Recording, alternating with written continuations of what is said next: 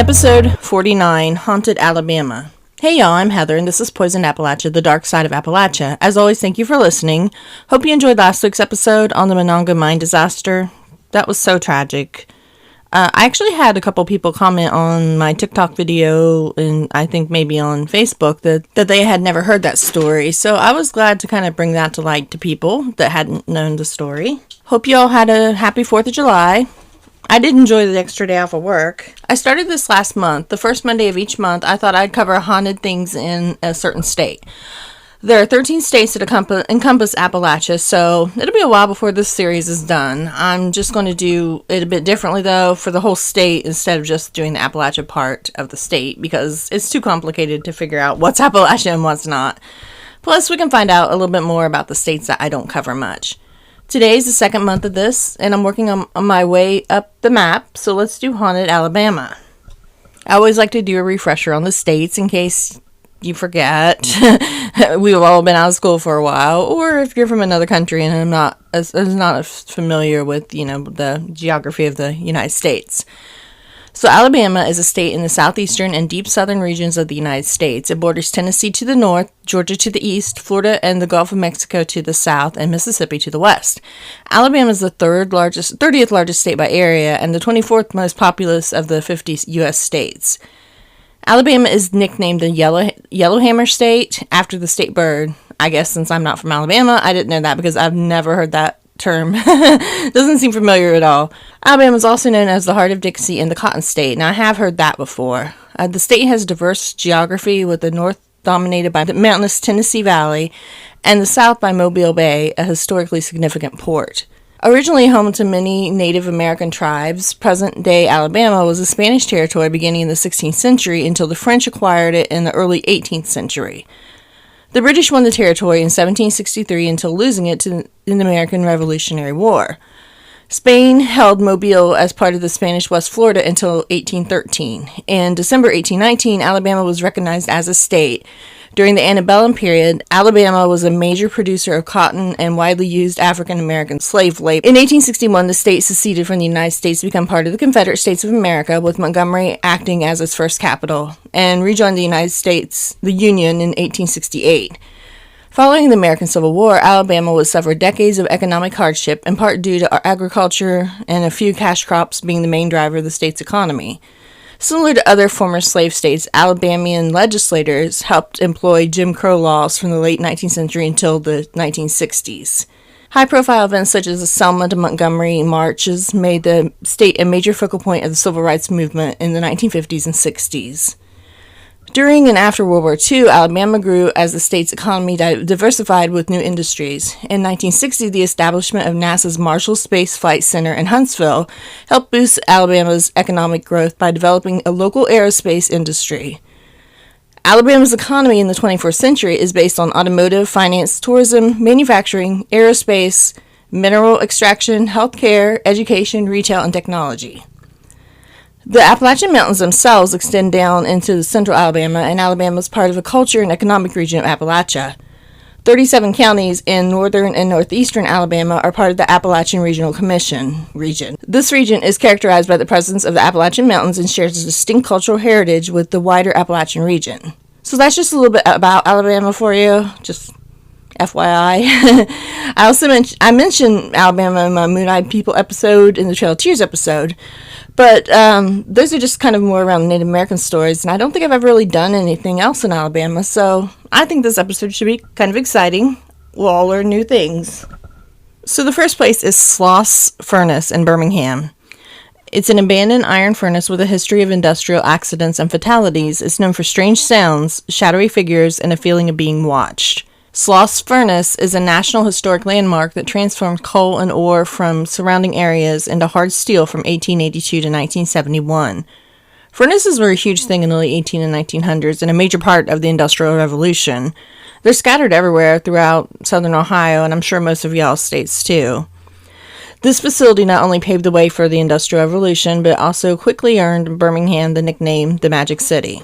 However, the facility's rich history has also earned it the title of one of the most haunted places in the South.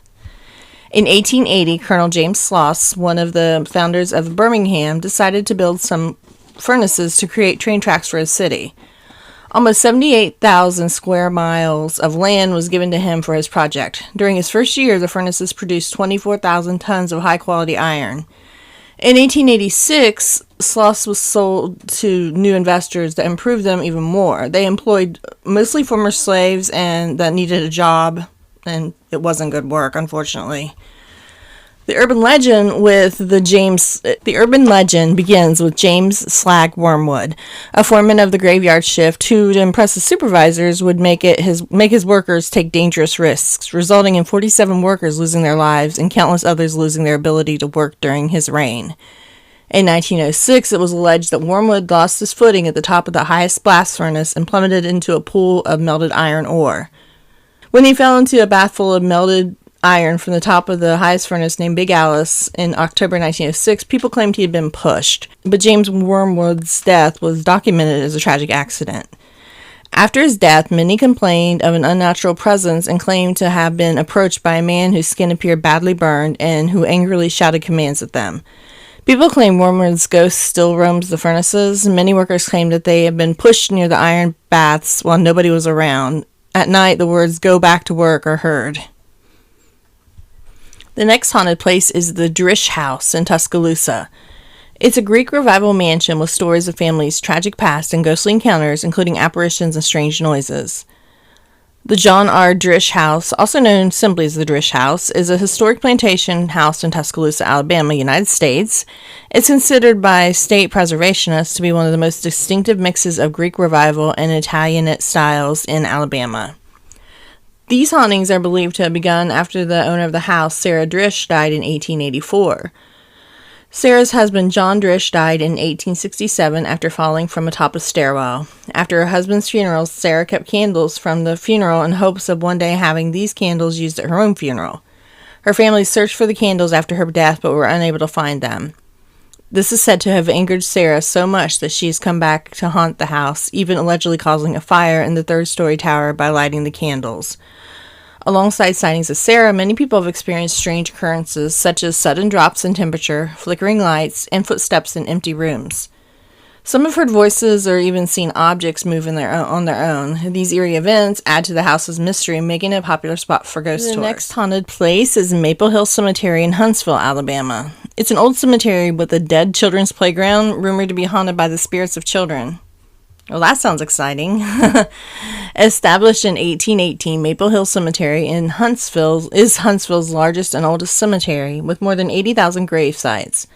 The oldest marker in the cemetery is that of Mary Frances Atwood, the infant daughter of William and Martha Caroline Atwood, who passed away on September 17, 1820. Headstones are sparse in the oldest section, with many of them falling and decaying over time, while others were never marked at all. The cemetery expanded after 1849 to include the 2 acres on which Leroy and his family are buried. Several other monuments in this section suggested its use at least as early as 1844. The site's long-running history provides fodder for unexplained phenomena, including ghostly encounters involving the sightings of spectral apparitions and hearing strange noises after dark. Perhaps one of the most haunted places in the cemetery is the area known as the Dead Children's Playground, where people have reported swings moving by themselves and the ghosts of children playing on the playground.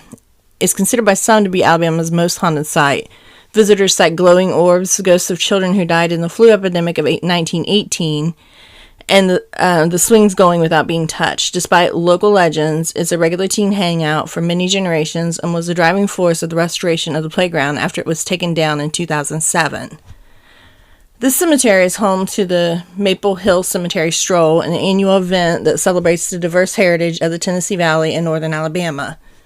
So I did a 5K in a cemetery once. It was kind of spooky, but it was fun, and it was a fundraiser for the cemetery, so to help preserve the grave. So it was a fun time, and I dressed up like a skeleton. So a little side note here: the Huntsville Meridian intersects Maple Hill Cemetery, plotted in 1807 by surveyor Thomas Freeman. It's the longitudinal line from which all land in North Alabama was surveyed. Freeman died in 1821, is buried in the cemetery. The tallest monument in the cemetery was erected on the meridian by another surveyor, Richard W. Anderson, in memory of deceased relatives and to perpetuate the Huntsville Meridian. I just thought that was kind of interesting fact that I found and thought I'd share. Our next haunted location is Gainesville Mansion in Demopolis. It's a pre-Civil War mansion with stories of ghastly women in white and other explained phenomena. Gaineswood is a plantation house in Demopolis, Alabama. It is the grandest plantation house ever built in Marengo County and is one of the most significant remaining examples of Greek Revival architecture in Alabama. This house was built with profits of forced labor, and much of the actual construction was performed by enslaved people. It was completed on the eve of the American Civil War after a construction period of almost 20 years. The house and grounds are currently operated by the Alabama Historical Commissions and as a historic house museum. The stories of haunting at Gaineswood are as old as the mansion itself, with reports of paranormal activity spanning many decades. Here are some of the most commonly reported phenomena associated with Gaineswood. The Lady in White. Perhaps the most famous legend surrounding Gaineswood involves the apparition of a lady dressed in a flowing white gown. She's often seen gliding gracefully through the mansion rooms and hallways, exuding an air of elegance and serenity. Footsteps and whispering. Visitors have reported hearing the sound of footsteps echoing through the empty halls, accompanied by hushed, ghostly whispers. These unexplained auditory phenomena create an eerie atmosphere within the mansion. There are cold spots. Numerous guests have encountered inexplicably cold spots in certain rooms of Gaineswood, even on the warmest days. That leads to a heightened sense of the supernatural. There are mysterious lights. Some have witnessed mysterious lights or orbs that seem to float through the air or hover in particular areas of the mansion, defying rational explanation. There are disembodied voices. Eerie voices and conversations have been heard emanating from empty rooms, as the walls themselves hold the echoes of long-forgotten conversations. And there have been objects in motion. Objects have been known to move on their own. Doors open and close, seemingly of their own accord, and inexplicable vibrations rattle through the house, hinting at the presence of mischievous spirits. Gainsridge Dinner Club is next in Camden. A restaurant in a historic home where guests have reported hearing screams, smelling pipe smoke, and seeing ghostly reflections. The Alabama Travel site says the Gainsridge Dinner Club, located in a home built in the 1820s, began serving food in 1985. The home features both indoor and outdoor dining room, where guests may be joined by one of the property's several friendly ghosts. The menu is simple, with a selection of seafood sandwiches and desserts, including the restaurant's popular black bottom pie. The owner said she heard a voice call out her name while working there one night. The cook and the only living person there at the time says she heard it too, but the voice wasn't hers. They recounted in a video for an Alabama Ghost Trail tourism production. People have said they've seen a female apparition floating outside the windows at night. Others have spotted what appears to be a spindly spirit that some say is an early resident, a War of 1812 vet, and Methodist circuit preacher Ebenezer Hearn. In Gainsridge's early days, Kennedy and her sister, restaurant co-founder Hayden Gaines Marsh, regularly smelled pipe smoke upstairs when no one had been there.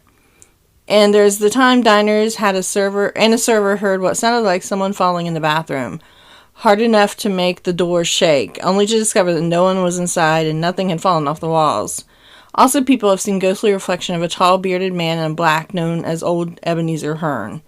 Frequent sounds of a baby crying may or may not be connected to the tragic crib death of a Gaines ancestor in the historic house, which has been in the family since the 1890s. Fort Morgan, Gulf Shores. A historic fort with stories of soldiers and prisoners who died there, with reports of apparitions and unexplained sounds. Fort Morgan is a third system masonry fort built between 1819 and 1833 and served a prominent role in the Battle of Mobile Bay, Spanish-American War, World War I, and World War II.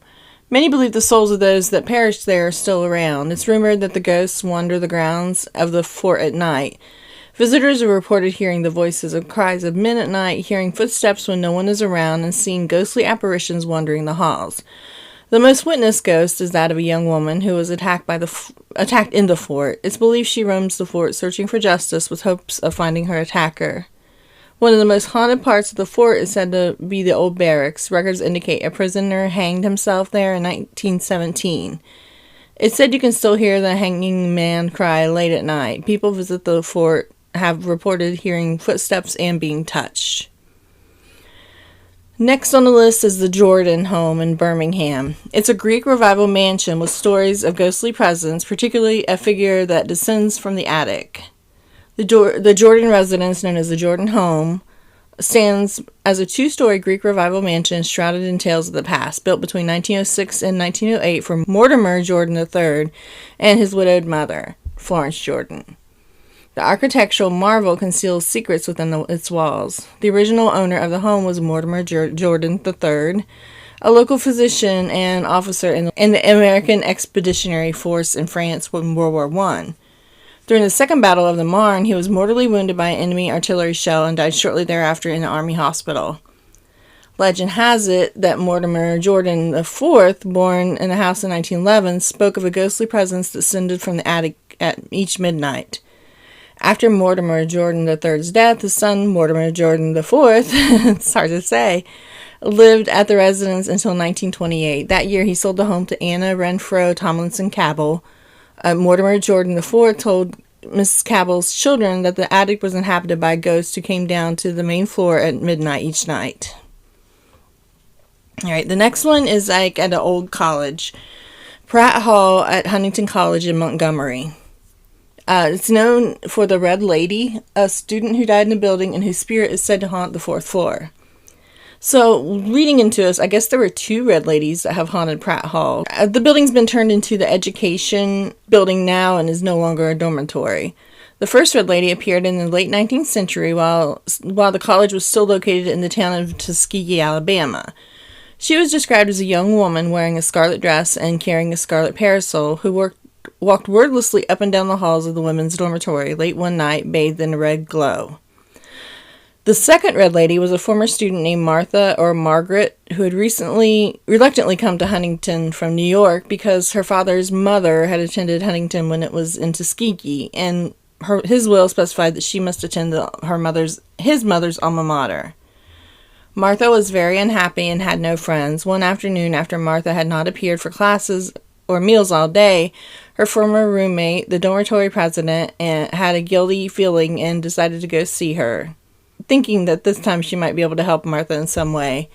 As she neared Martha's room, in an isolated corridor at the top of the floor of the building, she said to have noticed flashes of red shooting out in the corridor from the room's transom. Opening the door, she screamed and fainted. Girls from all over the fourth floor, Pratt, rushed from their rooms to see what was wrong. Martha, or so the story goes, was found on the floor of the room, dressed in a red robe and draped in red bedspread, having committed suicide by slashing her wrist. This happened a long time ago, according to Wyndham, but students at Huntington have alleged that on the date of Martha's suicide each year, rays of crimson light flash down from the transom of her room, and the Red Lady returns to haunt the corridors of Pratt Hall. Students have allegedly reported seeing Martha's ghost on Pratt Hall's fourth floor, claiming to have seen it pass through walls or close doors. In addition to the Red Lady, Huntington College is also allegedly haunted by the restless spirit of a young male student who supposedly shot himself in the college green sometime during the 1970s. After being jilted by a former girlfriend, students have allegedly reported feeling unseen forces tugging on their clothes as they walk across the green at night, or mussing their hair, or blowing in their ears.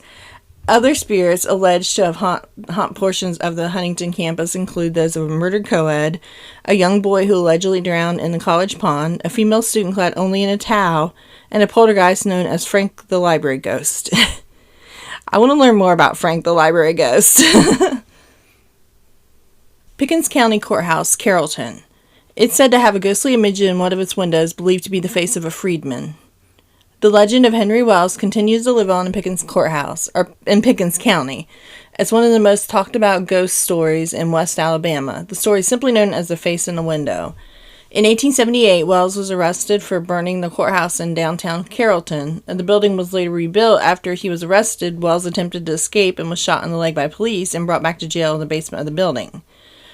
There are some strange things that happen here, but the big thing is the face in the window upstairs in our attic. It comes from Henry Wells being arrested and from him being put in there for a time where a mob wanted to come get him, Gordo Mayor Craig Patterson said. Patterson is also the courthouse caretaker and local historian. He says the reason the angry mob wanted to put Wells out of jail is that valuable papers and deeds were lost in the fire. While the sheriff was trying to calm the mob, Henry was watching all this from up there, and supposedly all this time Henry was yelling at them from up there. And I don't know if they could hear him, but he said he would curse them if they got to him and hurt him, Patterson said. Fearing for his safety, the sheriff removed Wells from jail and took him upstairs into the attic. Wells later died in police custody, but promised to curse the mob who wanted to kill him. As the legend goes, Wells pressed his face up against the glass to look down on the mob. At the same time, a thunderstorm passed through town. Lightning etched his image into the glass window. So I did look up a picture of this online, and it does look like a face in the window for sure. So I could see that, starting that legend. Next is Adam Groves Presbyterian Church and Cemetery, known for ghostly apparitions, flickering lights, and disembodied voices, with a malevolent spirit said to haunt both locations. One of the most haunted cemeteries in Alabama is Adams Grove Cemetery, which is attached to Adams Grove Presbyterian Church in Sardis. Even though this church is no longer used, it's still interesting to be able to view its Greek Revival style design, which is a very popular style of architecture in the 1800s. Another interesting fact that makes this church extra special is that it was one of the few pre-Civil War churches still in the area today. There are several gravestones located throughout the cemetery that date back to the 1800s. Most of them belong to Confederate soldiers, slaves, and citizens of the area. Over the years, strange occurrences have taken place at the cemetery during all hours of the day, especially at night. Some of the ghosts seen here are as follows. Red Eye Shadow Man. This entity has been seen lurking around the church and is known to sneak up on you. Supposedly the eyes are redder than red, and it appeared like there was a small fire inside the entity's pupils. Adams Grove Confederate Soldier. Many tourists and ghost hunters may claim that there's a Confederate soldier ghost that haunts the cemetery, and when he sees someone browsing through the cemetery, he makes his appearance and yells at people to get off the property. Some people have thought it was a man dressed up as a Confederate soldier. They didn't realize that he was an actual ghost until he vanished in front of their eyes. Maybe he was an old man ghost wanting to get off their property. Minister of Thunderstorms. Right before a thunderstorm, people claim that a deceased minister of the church will step out of the porch with his arms raised in the air. It appears that he is yelling at something or praying out loud. Then all of a sudden, thunder is heard and the rain comes. The minister, who's not been identified, wears a black suit and a black gaucho hat. When the rain starts, the minister will fade away into nothingness. Church crybaby. During dusk, people have heard a baby crying inside the church. If you walk through the crying noises will stop. If you walk away from the crying noises will start up again. No one has any explanation on the baby crying noises in the church. This property is now privately owned, so if you visit, remember to get permission from the owners. Alabama Theater in Birmingham. The Alabama Theater is a cinematic gem built in 1927 by Paramount Pictures, initially showcased silent films. Beyond its ornate facade and timeless charm, the Alabama Theater conceals a realm of eerie occurrences and ghostly visitations. A construction worker's ghost is said to still haunt the balcony since his fatal fall during the theater's construction. A mysterious lady in black is said to vanish into walls as if drawn by an unseen force in the lobby. A spectral figure that traversed the stage, surprising organist Cecil Whitmire and a singer during rehearsal, is believed by some to be the ghost of Stanley Marlett, the former organist. The presence of unidentified entities, their unseen footsteps and unseen hands felt by paranormal researchers on the balcony stairs, where the specific identities of these lingering spirits remain shrouded in mystery, transforming the Alabama Theater into a stage where the departed may make their spectral appearances. Boyington Oak in Mobile. Many folks who believe in the supernatural think spirits often try to send messages from beyond the grave. If that's the case, the Boyington Oak in Mobile is certainly an example. While it might appear to be an ordinary old oak tree to those who don't know its history, the tree comes with a strange and mysterious tale that's been haunting locals for years. The legend of the Boyington Oak goes that in 1835, a 19-year-old from New York named Charles Boyington was hanged outside the Oakleys' estate for murder of his friend, Nathaniel Frost, after Frost was found stabbed in the Church Street graveyard, according to William G. Pomeroy Foundation. Before his death, Boyington told onlookers that a tree would grow on his gravesite out of his heart to prove his innocence. Close to 200 years later, an oak tree grows at the exact spot. Many believe the Boynton's ghost remains inside the 60-foot tree, which is now a historical marker, and as his body does below, waiting for his name to be cleared. The USS Alabama BB-60 in Mobile. This battleship is said to have plenty of ghosts on board. The USS Alabama BB-60 battleship in Mobile is a popular attraction for visitors, but it seems to be a popular haunt for some of the former crew as well. The 680-foot ship is in Mobile Bay, where it came to rest in 1964 after being built in 1945 and serving as a battleship in World War II. With so much history taking place on its decks, it's hard to know who the spirits that are said to haunt its walls. But many believe it could be the ghosts of the 8 crewmen killed during a tragic friendly fire accident aboard the ship, according to the Haunted Rooms website. Regardless of who the spirits are, plenty of supernatural activity is said to have occurred on its decks. Visitors have reported hearing footsteps that belong to no one, as well as unexplained popping and tapping noises. There's also been sightings of steel hatches closing on their own. So there you go. From land to sea, there are a lot of haunted places in Alabama. If you're in the area, definitely go check it out. Anyone ever been to any of these places? If so, let me know. About the further... Well, I have been to Florida and Georgia, but I've never been to Alabama, so... Might have to check it out someday. So, that's about it for today's show. I hope you enjoyed it. As always, thank you for listening. You can follow me on social media under Poisoned Appalachia. I'm on Instagram, Facebook, Threads, Lemonade, TikTok, Blue Sky, and YouTube. And if you could, on the podcast platform you listen to, could you please like and rate me and share me, please? Let everyone know about my podcast. Thanks. Have a great week.